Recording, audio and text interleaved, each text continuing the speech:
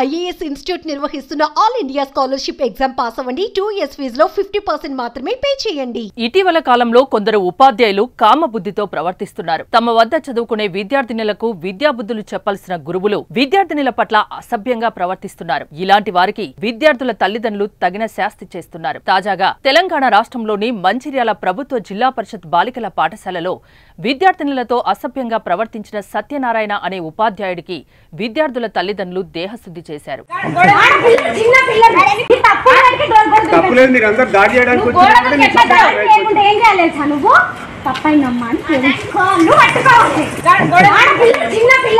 మంచిర్యాలలోని జిల్లా పరిషత్ బాలికల ఉన్నత పాఠశాలలో తాడోజు సత్యనారాయణ తెలుగు ఉపాధ్యాయుడిగా పనిచేస్తున్నాడు.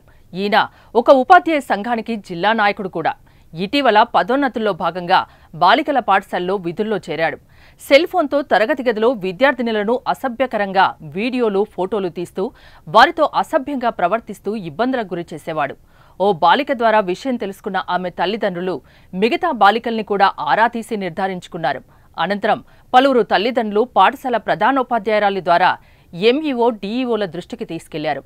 డీఈఓ కార్యాలయ అధికారులు పాఠశాలకు వచ్చి విచారణ చేయగా ఉపాధ్యాయుడు తమను ఇబ్బంది పెడుతున్న తీరును బాలికలు వివరించారు.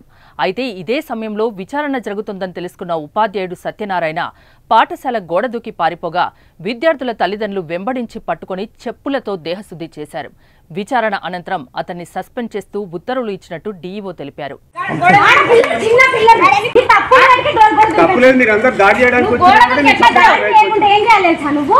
తప్పైనమ్మా అని